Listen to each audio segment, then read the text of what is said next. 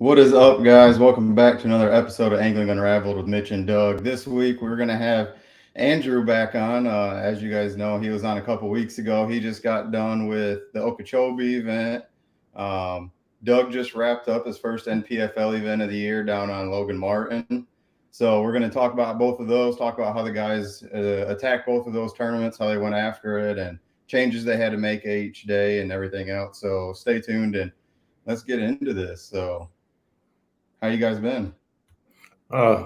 Doing good. Good, man. Andrew just got through his Okeechobee Derby, and he's making the rounds and decided to come up to Gunnersville and pass on Gunnersville and go back to Logan Martin for some reason. Just so y'all know, do not advise. Do not pass up on fishing Gunnersville right now. It's fishing on fire. Yeah. It is nuts how good it is right now. Well, I guess I'll start with kind of how everything went with Logan. Yeah. So let's start with practice. We got hit with a pretty crazy cold front between, I guess, right before the cutoff, and then it continued in cold weather all the way up to the tournament, and then it started warming for the tournament. But the fish were still pretty affected by that cold snap. It got so cold down here that this is the first time Gunnersville has actually had solid ice on it for, years and years and years. Yeah, Honeycomb Creek had a decent sheet. Yep. It was pretty cold down here. I guess that's what I'm trying to say. Mm-hmm. But I guess my approach to practice in Logan Martin was I was going to power fish the entire tournament and just make as many casts as I possibly could and try and capitalize on the bites that I did get. The live scope thing wasn't really happening for me. I think there's probably a couple guys that probably made it work, but I could never get anything going doing that. So I stuck to the banks and kind of, the first day of practice, I had a decent first day. I caught 7 fish and started to put the pieces together as to where these fish were kind of setting up. I didn't catch anything big. It was pretty much I had, 10 and a half, 11 pounds, just about every day of practice. And I never caught a fish over 2.5 pounds. So for anybody out there who deals with tournaments like that, you have like kind of a mediocre practice. That doesn't mean that you're not around big fish. That just means that you haven't caught one in practice, which is fine. So I kind of went in practice. Right. I kind of went into the Derby with the mindset of I'm just going to go catch the fish that I found, and wherever the chips lie at the end is where they lie, right? And I think that's probably a pretty good approach to take, especially in a grinder Derby. And it was a grind. It was a pretty tough Derby. Didn't catch a ton of fish. Caught, practice, like I said, was okay. I caught, I think, 6 on day 2, and then I caught 10 on the last day of practice. And after that, I devised a plan, figured out what I was going to do, and that was to lock a 6 Sense PD4 of the new pressure series that 6 Sense just came out with in my hand and just go to town with it all day, cast as many times as I possibly could with that crankbait, and try and capitalize on the bites that I got.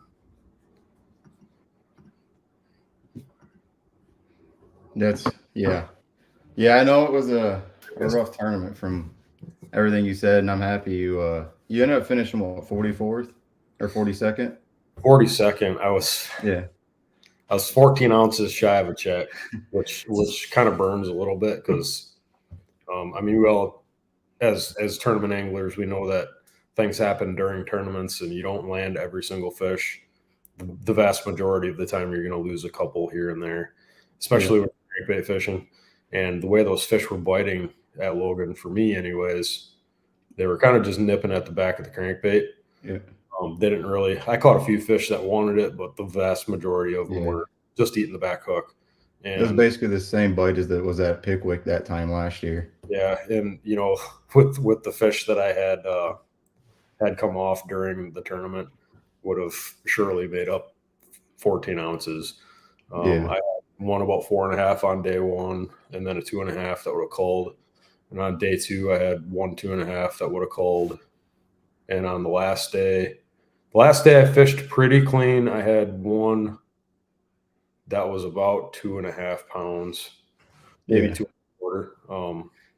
Just kind of come off, but there's nothing you can do about that with crankbait fishing. Yeah, that's just how it is. You're playing with trouble, Doug. Any one of those fish would have bumped me up 4 spots. Yeah. So, but you didn't tell the best part of the story with your 5.5 that you had that you thought was a drum because you caught 2 drum right before that. So I caught 3 drum that day, and the first one I caught was by a dock that I'd never fished before, and I was kind of on the last day of the tournament. I had to fish new water because there was people all over the stuff that I had been fishing, and it was just getting burnt to the ground. So I had to find something else new. Fished pretty much all new water. I did catch some fish off of a couple key areas that I found in practice, but for the most part, new water. And then I caught the first drum. I hooked up on that thing, and I was like, "Here we go! This is my kicker, right?" Excited. Absolutely not. So, you can just about hear it going when it gets next to the boat. And then I started fishing the stretch that I caught my 5.5 on, and I locked up on another drum, and I was like, obviously I'm going to treat it like it's a bass until I know for sure, and got that one, unhooked it with the pliers, didn't even let it in my boat because that's nasty. And then another one, like maybe 5 minutes later on the same stretch, same thing, fought it like it was a bass until I figured out it wasn't, and let it go off the side of the boat. And then maybe 10 minutes after that is when I got that hooked up on that 5-pounder or the 5.5. And I'm like, oh, great, another drum. Lucky me, And I'm fighting this thing, and it's fighting a little bit different. I'm like, oh, this maybe is a bass. And I'm taking my time with it and making sure that it's not going to pull off or anything. And I get it to come to the top of the water, and I saw the flash, and I'm like, oh my gosh, because that's the biggest fish that I had seen at Logan Martin to date. Since you left Gunnersville. Yeah, since I left Gunnersville. Yeah. So I managed to I didn't let it flop around too much. If you watch, I have a video up of it. I just reached in the water and got my hands on it, and that was game over for that fish. But yeah, that stretch that I caught that 5.5 on turned out to be a pretty good stretch because I culled once, and then unfortunately I lost three more bites on that bank. That probably would have helped a lot. But overall, I think for Logan Martin, I didn't have too high expectations for myself going into that one. So I guess, I have a lot to be proud of. I finished in 42nd. I didn't take myself out of the points race immediately. Not for AOI. I probably won't make like Angler of the Year or anything, but as far as the championship goes, I definitely kept myself in the race, and I didn't take myself out of the first tournament. So no, I'm happy with that. And like I said, I did better than I thought I was going to do, but it really kind of stinks when you're that close to cashing a check in the bank. But yeah, if only you could have called that 1-pounder out the third day. Yeah, I had a fish that was like 0.99 pounds, and I couldn't get rid of it no matter how hard I tried. 3 hours I tried to get rid of that fish. But, Daniel Sylvester said, why do they rush through the weigh-in? Seems like they rush everyone off stage. It's just there's a lot of people to get through. I'm sure that's the only reason. There's 126 boats or something, 125. So just make things moving and run it smoothly. Yeah, we've got quite a few anglers this year now. So as far they'll let you talk more on the last day if you need to, but the first 2 days are more about trying to get everybody through the weigh-in, especially on day 1 because of the fog delay. We got delayed 2 hours the first day of the tournament, and then they let us have another hour they gave us another hour that we lost on the back end, which kind of pushed the weigh-in to dark. So they kind of had to rush through it a little bit to get everybody through, but that's kind of why. Big Al said because people can only take so much of Big Al. So, so Andrew, break down Okeechobee for us, like how you went into that one. Well, this was my second time going to Okeechobee. I was there last year for an invitational, and it's a beast. It's a very large body of water, but it's fishing very, very small right now. I'm sure a lot of you guys have heard the whole grass situation and the water level stuff. Scott Martin's been preaching it a bunch, how they need to lower the lake. So it's fishing really, really small. There's about 5 areas on Okeechobee that I figured the fish were going to get. And I kind of went into practice just running around and, just trying to figure out the areas that we're going to play. So I go, first day of practice was just kind of one of those days of running around trying to figure out, where these fish are, where they're positioning, what areas they're going to play, like I just said. And then, just putting the trolling motor down in those areas and trying to break them down because they're not small. They're really vast areas. And so my practice was actually pretty decent. So going into the tournament, there was a Toyota Series event there the first day of our practice. So I did a lot of the things that I could to stay out of their way, but it was a warming trend going into that weekend, and it was coming off of a full moon. So they had big weights. It was like 25 to 27 pounds a day for some of those guys. The winner, he averaged 24 pounds a day in one area. So when we started, the bite was really, really good. And then I think Saturday I probably had, and I was fishing pretty quick, and I probably had like 10 bites. One of those was a 5.5. And then I caught some fish that were like 2 3/4, 3 pounds, all within a really small area. And then I just got bites almost everywhere else I went, but not a lot of size, which is fine because in Florida, I always consider, like, if you're catching decent sized bucks, like 2 3/4 to 3 pound bucks, there's some really big females around. And a lot of times you're getting those fresh fish coming off the lake, not the resident fish that live in all these areas. But as practice progressed, we have 4.5 days for the Bassmaster Opens. So as practice progressed, the bites became less and less. We had a cold front hit after the second night of practice, and it took a lot of time in the morning for the water to warm up to even get a bite.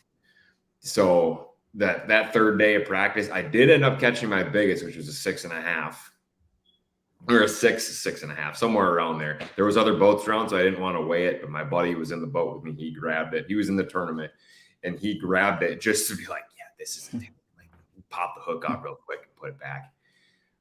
So practice wasn't terrible. The last couple of days of practice, I had like 2 or 3 bites a day in 12-hour days, sun up to sun down. So, but it's practice, I'm running around trying a bunch of different stuff. And like I just said, with Okeechobee fishing as small as it was, like trying to poke around and do something different, you kind of know that's not going to work, So that's how practice went. It was good for the first couple of days, and then it definitely went.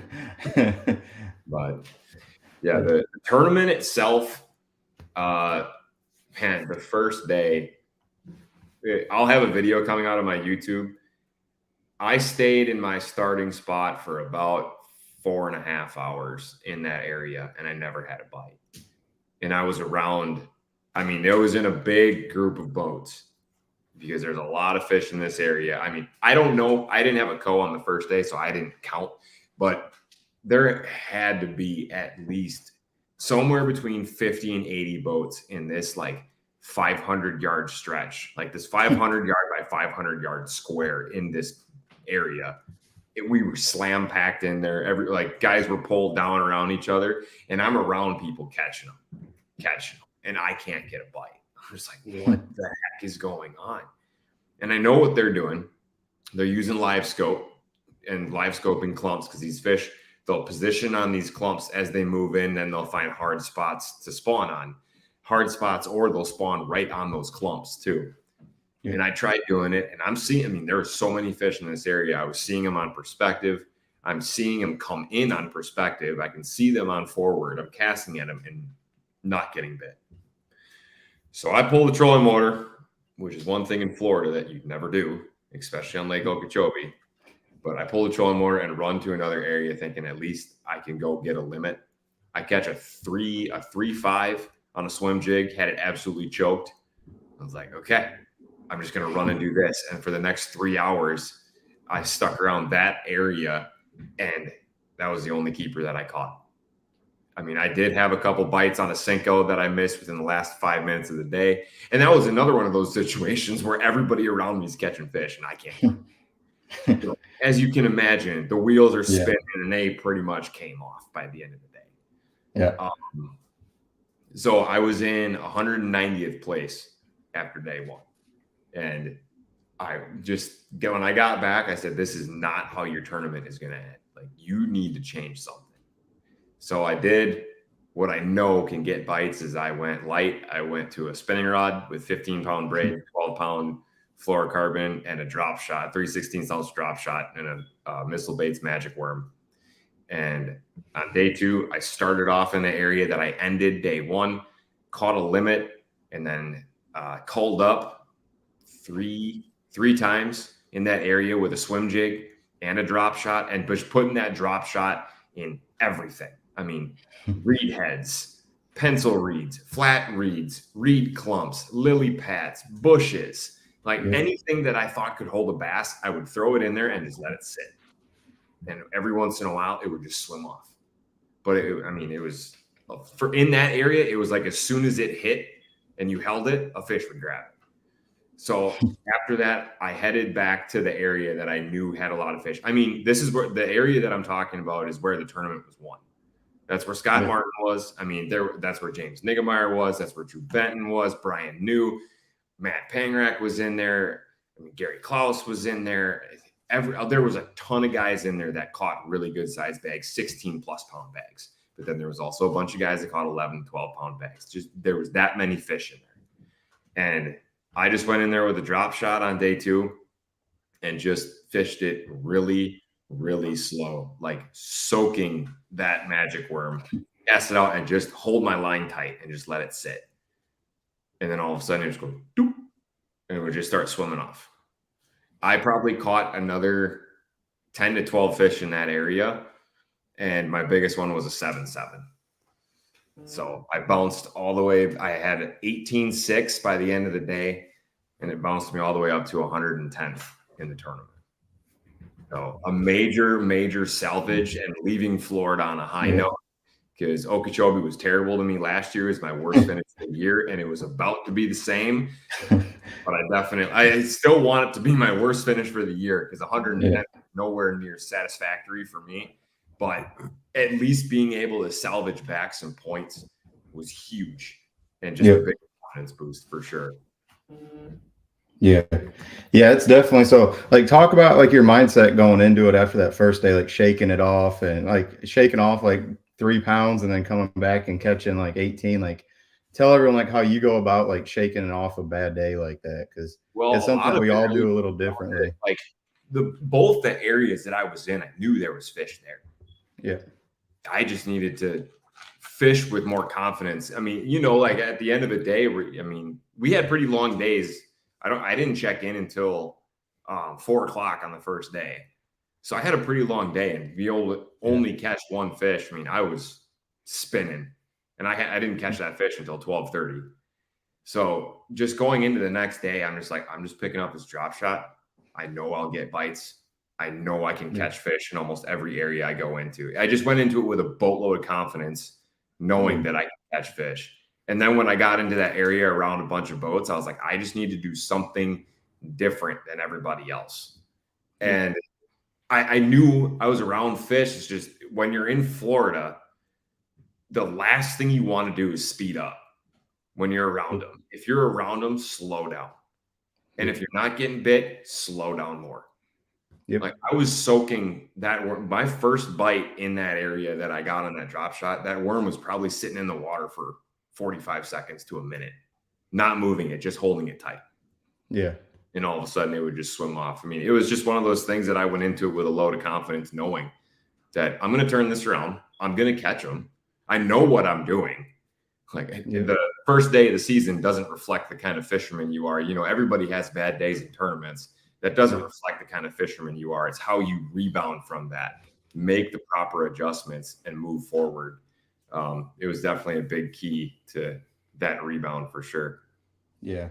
Yeah, that's one thing that definitely down there in Florida, like them fish stack up. Like when you find them, like I grew up in Lakeland, so like not far Okay. from Okeechobee. Like I grew up fishing Kissimmee chain all the time, and man, that's one thing I tell everyone: like go down there and just cover water with a Senko, and as soon as you get bit, just turn the trolling motor down to 1 because they're going to be stacked up wherever you find them. Yeah, and then just slow way down. I will say too, just being on Okeechobee and knowing that there is a 25 to 30 pound bag that is very, very possible, that helped a lot going into the next day. Because like you can make a comeback. You've seen it in how many, you know, any big tournament that goes down there, you'll have a guy catch 29 to 30 pounds one day, 9 pounds the next day. It can be vice versa. You can come in with 3.5 and then come in with 28 the next day to make it. I mean, it was possible. But I did tell my roommate Laker that if I weighed in 20 pounds in a tournament, I'm jumping in the canal in Clewiston. I was really close to taking the swim. I would have totally done it, but just a little bit short. Jenny wants to know, did the fog delay work to your advantage, Doug? It didn't, because day one I had a really good boat number. I was boat number 8. So I had a short day anyways because takeoff wasn't until 6:30, so I didn't even have 8 hours to start with. And that 2-hour fog delay put me down to 5 hours instead of 7.5. And then they gave us that extra hour, so I ended up with 6.5 hours instead. But it didn't work to my benefit because the next day there wasn't a fog delay, and I had a really late boat number and a long day, so it didn't really help me at all. No, I lost a little bit of time on day one. Get Ugly Fish, he wants to know if they were pre-spawn on Okeechobee. I think a lot of Scots were, from what I seen on Bass Live, were spawning. They were on beds. Yep. There was a lot of fish. So we had a little bit of a warming trend going into day 2. It was the warmest night that we had since the following weekend. I mean, we had 72 degrees at night going into the first day of practice, but every other night it was down in the 50s. And then the night going into day 2, it only got down to about 63, and it was going to be sunny the following day.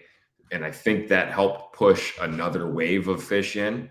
So we had some pre-spawn, especially in that area where Scott and everybody was fishing. They were spawning and they were pre-spawn. You did catch a couple scrawnier ones too. Like when I practiced there the weekend before, I caught a 5. That 5.5 was definitely post-spawn.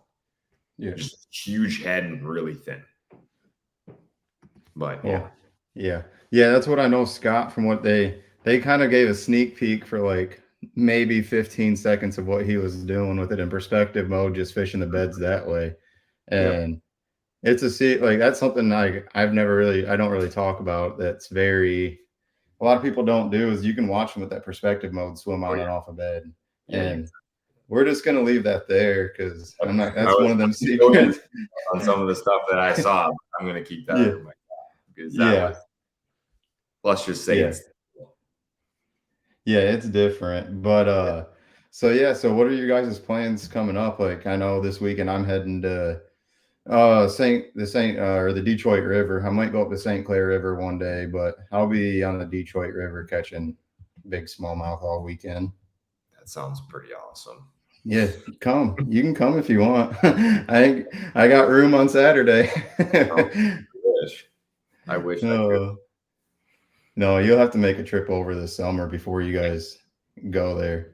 So I'll go show you around, show you a couple quick spots where you can only roll up and catch 3 or 4 good ones real fast. So that would be sweet, because I have an open there in July. That's what. I think it's the weekend that, I think we said that the last time you were on. It's the weekend that it opens up for Canada, right? I got there's some good stuff in Canada too. Oh man, We're gonna have to talk. Yeah.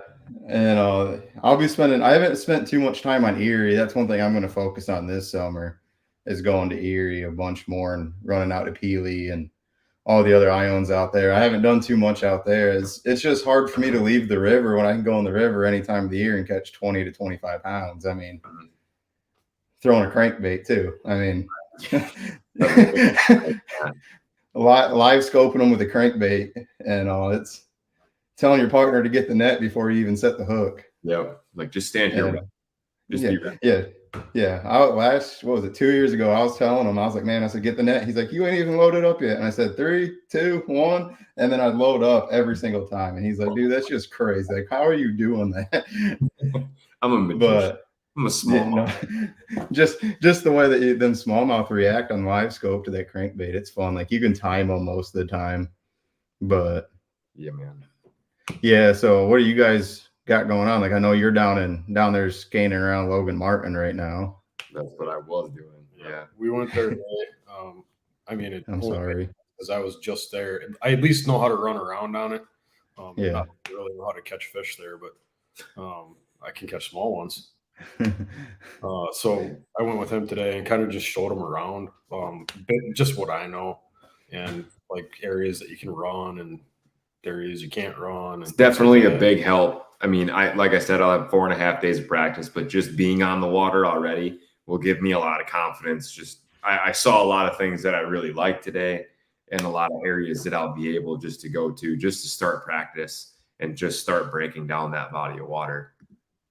Makes a big difference. Just even having. I mean, we were over there for what, 5-6 hours? Yeah, something like that. Yeah, and if anybody's curious, the live scope bite is now on after the NPFL event. They are now biting on live scope. Well, yeah, the water's cleared up now. Yeah, a little bit. A little bit. It's still was it a little bit? Wasn't straight chocolate mud no more? The further up the river you go, the more it looks like chocolate threw up in it. But here's our weekly Clark's Hill comment. Yeah. What would you be throwing next weekend at Keg Creek?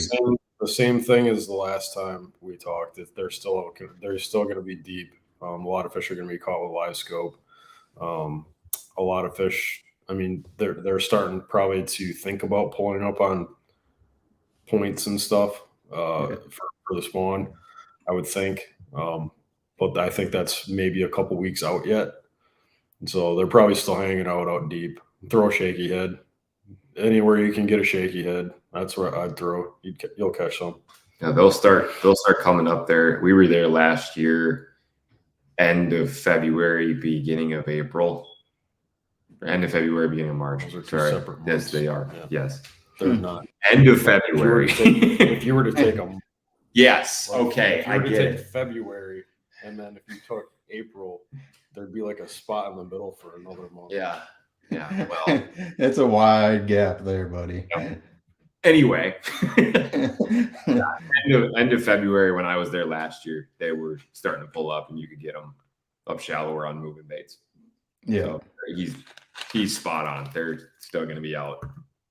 They ain't up shallow yet. Yep. Yeah. No, that's what. Oh, I was going to say my plans after, as of, you asked what my plans were before. I'll probably spend a little bit of time at Gunnersville here because I mean it's starting to get pretty hot. It's starting to get pretty hot. It's hot. And then I'm thinking about going to Texas to try and catch a double-digit fish. So if anybody out there wants to send me a message of a sneak hole where I have a higher chance at catching a 10-pounder than a extremely public, well-known OHIV lake, please send me a DM because I'd rather not waste my time if I'm driving all the way to Texas. Oh, don't just say somewhere in Texas. Yeah, Trust me, that's not helpful. We know we're in Florida, in Texas, and so there's 10-pounders in Gunnersville. There's 10-pounders at Chickamauga. There's 10-pounders in Clark's Hill. There's 10-pounders in a lot of different places. I'm looking for a high percentage chance of catching a 10-pounder. The California Delta. I've been in Gunnersville 3 years. And the biggest fish I've caught out of here is 7.5 pounds. Shocking, I know. There's a lot of 8s and 9s, and there is 10-pounders here, but I haven't seen one, and I've been here for 3 years. So you can go to Okeechobee. Or Waypoints. I've You- kind of you- on the back. You can go to Istapoga. That's a little sneak hole lake down there. Mhm. Yeah, that's about all we're gonna say there too. That's like lake I grew up fishing. That's one of my favorites. It's a good one. Yeah, yeah, we lived like 20 minutes from there growing up. So when we first moved down there, so that's where I learned. That's where my first 6.5 pounder came from. Really? First good fish. That's a good one. Yeah, That's a good one. yeah, So I got the boat wrapped by Florida Wrap Pros.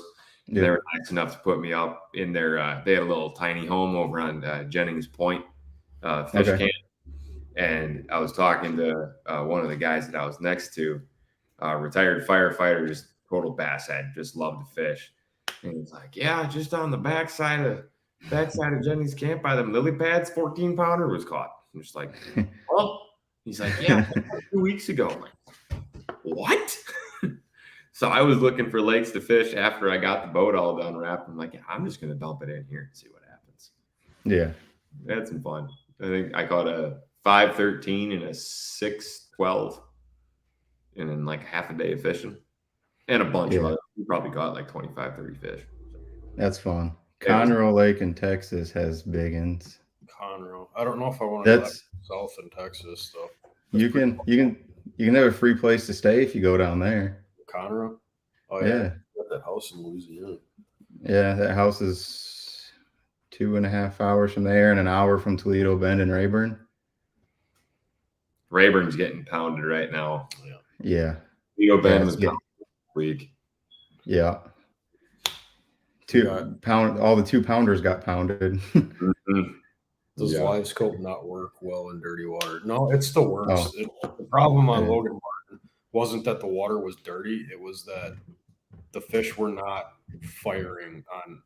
They were around so much bait that it was almost impossible to trick them into eating.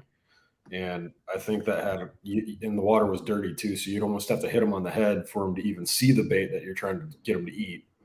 And that was part of the problem too. So no, it still works. It's just a little bit more difficult to get the fish to trigger. Yeah, I you think. got to get that bait like right on their head in order to get them to see it anyway when it's that dirty too. Mhm. Knock them on the nose, basically. For Yeah. example, I tried live scoping a little bit in practice, and I threw a June bug Ned rig because it was the darker color in that dirtier water. And I literally felt it hit the fish in the head, and then the fish spun around and ate it and then spit it out real quick. And that was the only bite I got live scoping in practice. That's what you call I had to hit it in the face. that's what you call a Doug Chapin bite there. Yeah, it got bad. Screw you. Oh, Doug touched this one. That's my year last year. Oh, is that Rat Vexus? Changing that. Big into Yeah. this year. No, I'm gonna have. Well, yeah, you started the year off already better this year. You didn't hit anything yet, so I managed to keep my engine attached to my boat. yeah. Well, So claps. I mean, at this point now, even if you did hit something, I mean, that leash is going to protect you. Yeah. So Precision Sonar makes a product. I'm sure. I mean, I went viral for that post, but if you haven't heard of what a leash is, I highly recommend getting one for your boat. It's something that you never think is going to happen to you. You read stories about it, and it happens to other people, and you just think it's whatever, you know. It's not whatever. I mean, I wasn't going fast at all when I hit that stump. I was going maybe just enough to be on plane. So high 20s, low 30s. So I wasn't ripping 70 miles an hour where I shouldn't have been. It's just stuff happens, you know, and it's better to be prepared with something that's relatively cheap for the price of a life, I think. So Mm-hmm. Yeah, I'd agree 100% there. Yeah. And that's what after you did that, like you scared me so bad that I went and bought one. And because that happened to you, and then like a week later, a guy on Clark's Hill had it happen to him. Yeah, it was and then Old or Hickory. not Old Hickory. I mean, yeah, it was He- Old Hickory. He just messaged me actually. Oh, really? Yeah, he's recovering, but man, he got tore up. Yeah, the prop hit his back from what I seen and heard, and I it was a I bad situation. don't want to get too much into like the injury stuff on here, but Yeah, it was very, very bad. Yeah, He's alive. Yeah, exactly. Mhm. And that's what, being from up north, like it's never something that's even crossed my mind. Like we don't have floaters, or really like anywhere I run, there's no stumps. Like I never heard about it until I moved down south. Yeah, we don't have a lot of reservoirs or anything up by us, and even if we do, they clear cut everything so much that you don't have to worry about stumps. Yeah, and you don't got to worry about freaking refrigerators floating down the lake after it rains. And gosh, that is something I never experienced until being down here. I tell you, the worst one that I seen was when we were at Wright Patman last year. I got way back up in the river at Patman, and I turned a corner to come around it, and there was a big old refrigerator sitting there right in the middle of the channel, and I almost smoked it. Like it was like within inches of hitting it. Oh my! I was like, of all places, I would not have expected it to be Patman. So it's a terrible place to keep your food. Yeah. Who wants to go out there to get food every time? Gosh, dang. Amistad. Oh, it's a website. Best fishing in America. It's pretty straightforward. Yeah, I'll have to check that. Mm-hmm. Well, it's in the comments for you. Thanks, Stu. But yeah, dude, like I know I'm off after this. I'm off until I think the 26th. So there's like a 95% chance I'll be on my way down there here pretty quick. Yeah, man, I got to go work this show in Niagara on the 15th through the 18th, and then after that, I'll probably be hooking up. I'll either hook up and come down there, or I might just throw a couple rods in the car and come on. There you go. Do that too. I mean, I got everything here. It's going off right now, dude. Yeah, there's not a time when that lake's not on fire. No. It's when you figure out the bite. You can pretty much catch them year round here. Yep. Yeah. My third cast yesterday was 1/5. Yeah. I don't think there's been a tournament here in the last 10 years where it hasn't taken over 20 pounds a day to win. Yeah. Even when it's off. Yeah. Actually, that Toyota Series Championship. What was that? I don't think it took quite 20 a day to win. It took 20 a day. Oh, Kyle You're making me look like an idiot. I know. I think one day, I mean, I know maybe it was because I know one day he was just shy of 20. Yeah. Shy of it. Yeah. You get what I'm saying. Yeah. But you need to have a stout bag for sure. And that was in beginning in November, and it was still warm. The bite was crazy. I mean, it was just weird. It was fishing really, really weird. Even if it's a bad day, you're still catching a bunch of like you're still 3-pounders. You're still catching 20. It's like fishing up north, but with giants. It's pretty hard not to catch 15 pounds here. Yeah. Yeah. You almost have to try to go for little ones. Or if you're just going for a giant, then maybe you'll have a couple less bites. But even then, I mean, there's still so many fish around. You're good. There's still 12-inch largemouth there that'll eat a 12-inch flutter spoon. Oh, yeah. Yes. I have proof of that. They don't know size. No. They just see. They just want to eat. Yeah. They want to get big. Yeah. But yeah. So what are you heading? I know you're down there, Andrew. What are you doing after? Are you going back up north or? No, Friday I leave for Ouachita for Bassmaster Opens. So I'll be there. Practice starts on Saturday. So I'll be there from Saturday until the tournament's over. Hopefully I'm driving home on Sunday. I will be back in Wisconsin Sunday, February 18th. Yeah. I've been down. Oh, that'd be good. Yeah. Yeah, I've been down here. I mean, I left early, so I had to go to Florida Wrap Pros in Winter Haven, get the boat wrapped. Yeah. I left 4 days early, actually 5 days. I left 5 days early, and I spent almost 4 days there. And I was down in Okeechobee. Then I went to Santee Cooper for a day, rode around there, got very, very wet. It was blowing really hard, just because that's another one of those places that's a monster. Never been there before. Just learning my way around, learning where the boat lane is, idling some spots just so I can run, just learning how to navigate. I made 3 casts in that body of water just because I saw something that looked like grass. So I wanted to cast in it. It wasn't grass. But either way, just learning my way around and idling and trying to find some sneaky stuff that I figured fish might hold on when we go there, because we're going to be there the first week of March. That'll be fun. Yeah. So that'll be a lot of fun. I'm thinking it's going to be a really good bite. It's a really cool lake. I mean, besides the fact that it gets a lot like Lake Winnebago back home, that water's got nowhere to go but up. So you get wet. And then obviously you have to dodge a whole forest in the middle of Lake Marion. So there's only, especially in rollers like that, there's only one way across. Them boat lanes there are crazy too, because they're literally like 2 boats wide, and if you get too close, like you're in the lane, but you look over and you're this far from a freaking stone. Yep, you're right there next to the tops of trees and stumps and whatever. No.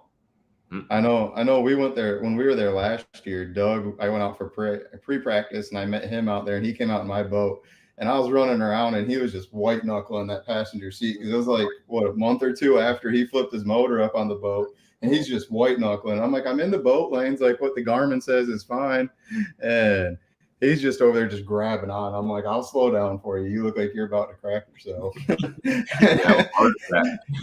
His face, you could just watch the color just drain out of it from the top down. And that messed with me and that's part of the reason my season was so bad last year.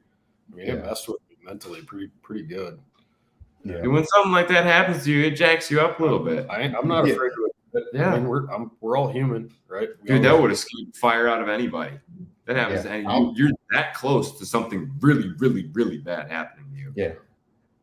I don't even know if I would have been able to get into a boat for a while. Like, I had no choice. I was just going to say no boats for me. But, I was very lucky to borrow a boat for the first tournament and then wreck that guy's boat. It was a good year. You didn't wreck the boat, you just wrecked the lower unit. You can't make this stuff up. You couldn't script it better if you wanted to. No.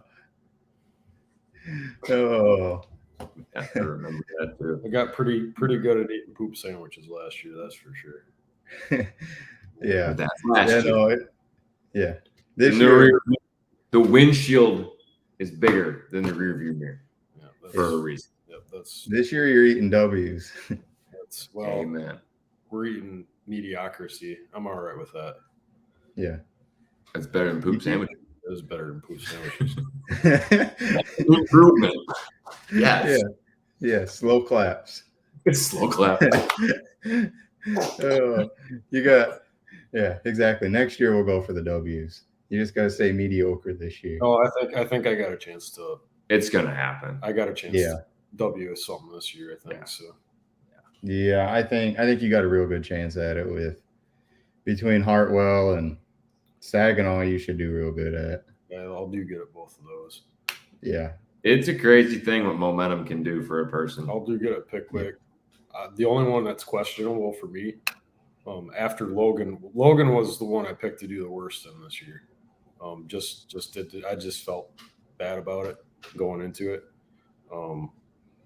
But the St. John's is, I know nothing about it. I didn't get any information for that place, and I'm going to be completely on my own. I don't have a travel partner, so that one's going to be a little bit of a challenge. But I'm going to try and scrape up as much as I can from YouTube and wherever else I can find information. So You'll find them. So at least I can go in with a head start, and otherwise I'm just going to fish the boat ramp. Yeah, where are you guys going out of again? I have no clue. It's not Palatka. No, it's not Palatka. Okay. It's the other end of the. Yeah, it's the other end from Rodman. Gotcha. Yeah. Okay. Well, I'm sure that'd be interesting. tournaments out of it too, so you We're could gonna find some out. retreads. Oh, I'm gonna look for them. I'm gonna look for retreads. Yeah, I definitely think that'll be a big part in that one. Is that time of year, just finding them retreaded fish. Yeah, can't get any information, Mitch. I didn't give you any information. No. Just saying. He just has to say it. Yeah, I'm talking to the public here, buddy. I'm just saying. You know, Saying it. Yeah, it's a public source of information. Yes, it is. That I am talking to my fans about. So, and yours. I mean, at this point, I'm talking to all of them. They're gonna go fishing at the same time you guys are down there. Yeah. Well, Florida's a fishing state. Yeah. I'm looking forward to the rest of the year. I don't know. Maybe I don't know. I could check out for my 10-pounder. There's got to be somewhere in Florida I'd have a higher percent, especially right now if I could find something on bed. There's a lot of lakes in Florida that people don't know about. They're small. They just don't fish them because they're not as well known. They don't have tournaments on them. And there's a lot of big bass in Florida. I got a buddy that's going to Kissimmee next week, and that's what I told him about one little hole in the wall lake down there. And I was like, there's a good chance you can catch a real good one there. Yep, and keep it to yourself. Don't be telling me. It's not far from Kissimmee. There's days out there though, like Kissimmee's so much fun. Yeah, there's those days on those bodies of water that are well known, like the Harris Chain, Johns River, Okeechobee, Kissimmee Chain, all those. Like they all have really big fish in them. Yeah, really big fish. They just deal with a little bit more pressure. I heard that. That wasn't too far from where I was. Yeah, almost went there. Almost. How big is that? Not very. Like I could probably figure it out without. Yeah. It's smaller than Spring Creek. Yeah, I'm looking for something that, like, I don't need to like break down Sam Rayburn. All right, like that's not going to happen in my time frame that I have. Like I got probably a few days to try and find one somewhere. So it's got to be you got like 4 months until your next tournament, so you got plenty of time. Yeah, but I can't travel. I got a lot of stuff coming up. I got to be at the Classic in March, and then I have to be at Hartwell for practice after that, for pre-practice. Like I got a lot of stuff coming up. So like this month, 1 week this month is probably all I'm going to have. Yeah. So I'm going to probably do it at the end. And then I got to go north to give Uncle Sam all my money, taxes, you know. You got to go do taxes. Yeah. Got to reduce taxes. I hate this time of year. It's like the worst time. But get to see how bad you got it last year. But so no, I'm ready to get all the ice is moving off up north. So dude, that's crazy. When's your first one? Is it with the paybacks or is it going to be? Yeah, my first one is Memorial Day weekend. We're fishing the Grand River. They locked us in. That's just solo stack, and then the week or 2 weeks after that, the 9th, we'll be up on Charlevoix, but they're leaving that open for us to run to Traverse if we want. So what's that? June. Yeah, so June 9th. You have the Bass Nation Regional before that, right? Oh yeah, that's right. I'll be on lacrosse. Yeah. So I ain't never been there, so that'll be interesting. Mm-hmm. I But don't think water level is going to play. You can take information, right? Yeah. Yeah, information for that. Okay. Yeah. I'll trade water you. Level is going to change. Water level will dictate a lot of what those fish do. It's real early too, so it's like May 9th, 8th, and 9th. You're gonna crack them. They're gonna be big. They're gonna bite. That'll be fun.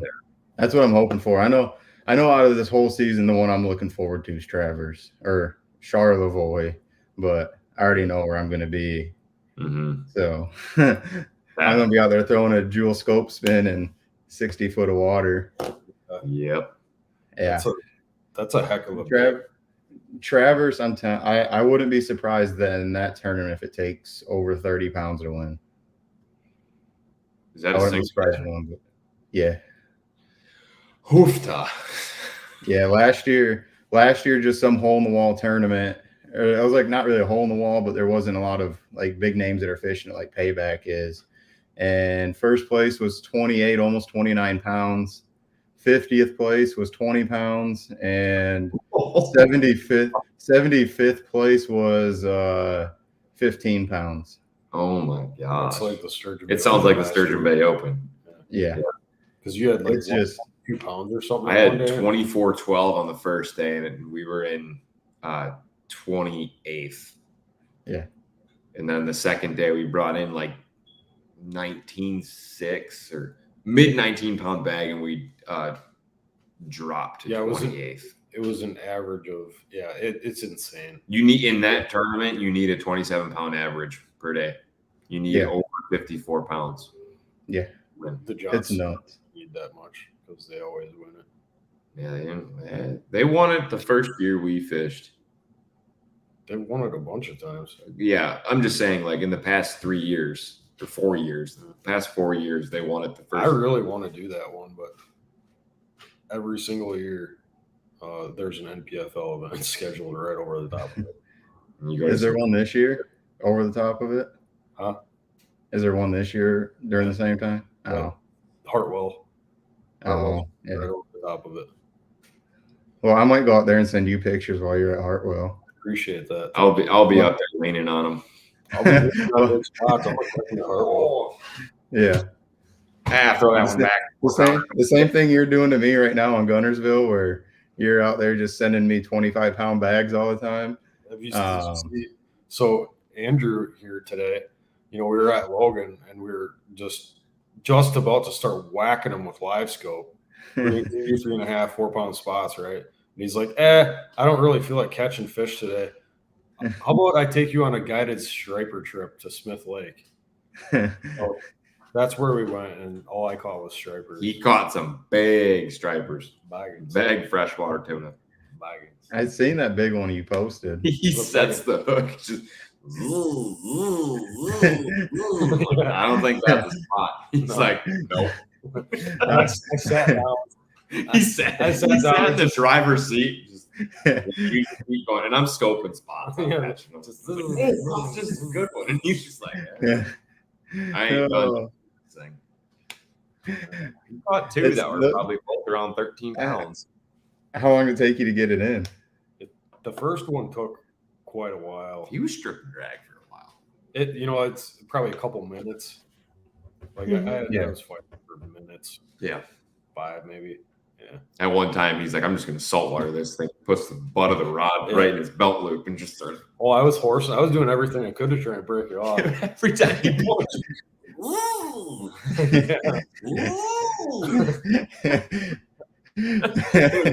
that. All this drag. Just start ripping. See, these are the videos that you need to be posting. What's that? I said, these are the videos you need to be posting.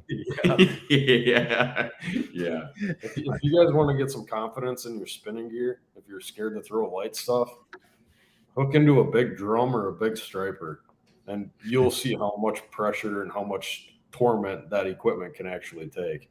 I was throwing 7-pound line, and I was doing everything. He was dogging. I was tuna fishing, man. Yeah. Yep. Yeah, people get nervous about landing big bass on spinning gear. That ain't no thing. I'd rather land them on a spinning rod than I would a casting rod anymore. Well, that's what I caught that 7.7 on in Okeechobee. I caught it on that spinning rod, and the guy I was fishing with, my co for the day, he's like a heavy line flipping kind of dude. I mean, he goes up to St. Clair every year, so he didn't even bring a spinning rod with. We were fishing Okeechobee. And I mean, the fish took me around the boat 2 times and just kind of let her do her thing. And then she got next to the boat and laid over, and I just grabbed her. And the first things he said is, on a spinning rod. Yeah, funny. Oh, that's awesome. It was so fun. Yeah. I mean, just because it's lighter line, you just got to play them out a little bit. You get the right equipment, you figure out where your drag needs to be set. And that was another thing too, with like a drop shot and just having that confidence with it. I knew when I have a fish on with a drop shot, if I keep it on for more than 15 seconds, that fish is coming in the boat. Yeah. That's how much confidence I have in it. Because if they're going to pull off, it's going to happen fairly quick. Yeah. On a drop shot. Yeah. Definitely. Yeah. Yeah. That's one of my favorite things. Like, I don't put one down at all any time of the year. But I don't have a drop shot ready to go. No. I get made fun of for throwing it on Gunnersville. I get made fun of it for throwing it down south when we go. Yep. You can make fun of it all you want, but it's still going to catch. There's been more money cashed on spinning rods than any other piece of equipment. Mm-hmm. Yep. Two things that I'll have on the front deck of my boat throughout the rest of the season: wacky worm, drop shot. Everywhere I go, every single tournament. Doesn't matter. Yeah. And the baits will change. Obviously not with a wacky worm. Wacky worm will probably stay the same. Maybe change that up with like a Nico of some sort. But either way, it'll be some sort of finesse worm rigged in the middle of the bait and a drop shot. Yeah. I got a new style drop shot or a wacky worm from a sponsor. Jake's Lure Joint makes a new wacky ton. It's freaking dumb. The amount of action it's got. He just redesigned a Saint, like not a stick worm, but he's got like a shaky worm that he has. It's called a baton. And we were playing with it up on Traverse last year. And we were talking about how we could make it better because we started wacky worming it, trying to catch them on beds. Mm-hmm. And then just played with it, started biting it down. And we're like, if we put two of these together on both ends, then it's going to be a freaking killer. And it's nuts. He gave me some the other day, and they're the deal. They're gas. Yeah, man. I like that. I'm going super finesse with a wacky worm that missile baits 48. Yeah, a little bit wider on both ends, and it thins down in the middle. Yeah, it just gives it a different kind of fluttering action. Yeah, lighter worm. It's pretty. It's a finesse worm, but it just gives like the ends just do a little bit more of like a wave as it's falling. Just looks a lot different. And that's what the biggest thing is, I think, with a lot of this stuff is just finding something that's a little bit different than what everyone else is doing. And if you can find that, then you're gonna get them bites that most people aren't getting. So you'll get a lot more bites that way. But yeah, so what I don't even know what else I got to talk about. I'm freaking I know. I'm going back out on Gunnersville tomorrow, and I'm fishing from sun up to sundown, and I'm not coming in until I have over 22 pounds. I'll be over 20 pounds or 22? 22. I'm going for. Well, you'll have that by like 9 o'clock. I hope so. Yeah, you should. Then I'm going to go for like 20. Doug's gears are turning like, it's probably going to happen. Yeah.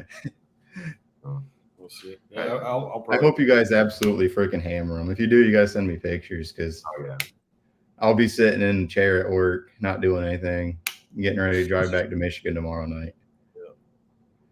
Getting paid though, hey, that's not bad. Yeah. No, I'm I'd rather be on the water. Oh, dude, I hear you. And it's been killing me. The last time I did this podcast, I was at work, and I knew Jake was down in Santee Cooper, and he's down here, and you were working, so I was working. That's why I wasn't on, unfortunately. That was a really good episode. Me and Doug talked about it afterwards, and that was a really, really good episode. Like I was telling him, like, I wish that was one I was on because there was a bunch of questions like I would have asked and stuff like that. So it worked out pretty good. Yeah, man, that was fun.